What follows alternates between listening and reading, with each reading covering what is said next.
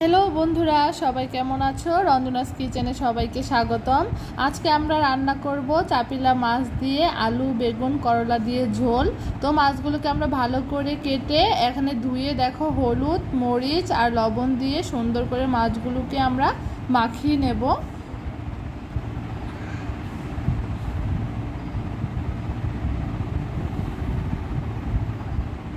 আর এদিকে যে আমরা সবজিগুলোকে ভালো করে কেটে ধুয়ে রেখে দিয়েছিলাম।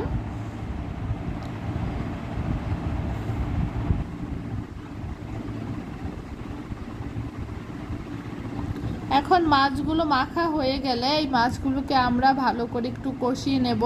সেই জন্য আমরা একটি ফ্রাই প্যান ওখানে বসিয়ে দিয়েছিলাম, এতে পরিমাণ মতো তেল দিয়ে মাছগুলোকে দিয়ে দিলাম।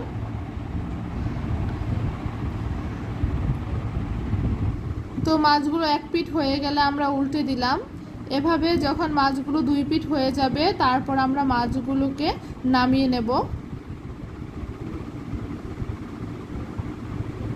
তারপর মাছ ভাজা হয়ে গেলে কড়াইতে আমরা করলাগুলো ভেজে নেব।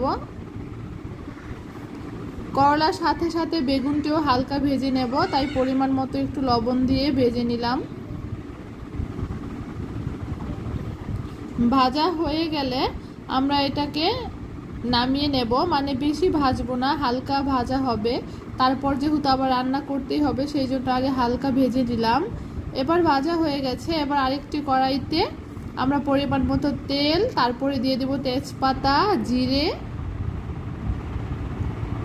দিয়ে ভালো করে নেড়ে চেড়ে যখন একটু লালচে কালার হয়ে যাবে তখন এতে দিয়ে দিলাম আলুটিকেও আমরা হালকা ভেজে নেব।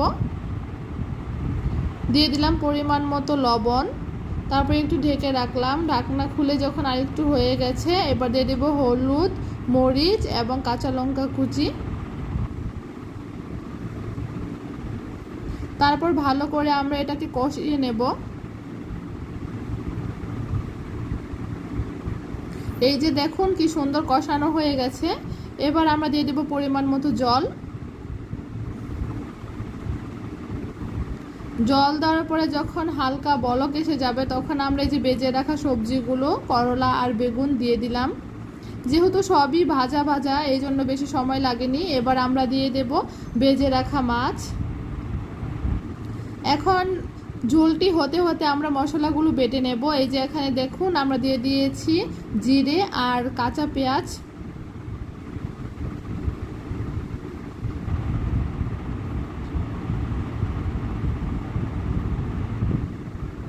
এই যে বাটা প্রায় শেষের দিকে,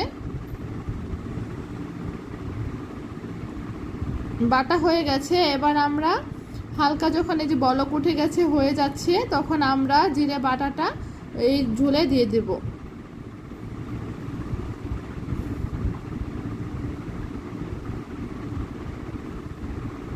দিয়ে দিলাম। দিয়ে দেওয়া মশলাটা দিয়ে দেওয়ার পরে কিন্তু খুব ভালো একটা গ্রান আসছিল। এই যে ঝোলটা প্রায় ঘন হয়ে এসেছে। এবার আমরা নামিয়ে নেব। তো দেখুন দর্শক, আমাদের চাপিলা মাছ দিয়ে আলু, করলা, বেগুনের ঝোল কিন্তু তৈরি হয়ে গেছে।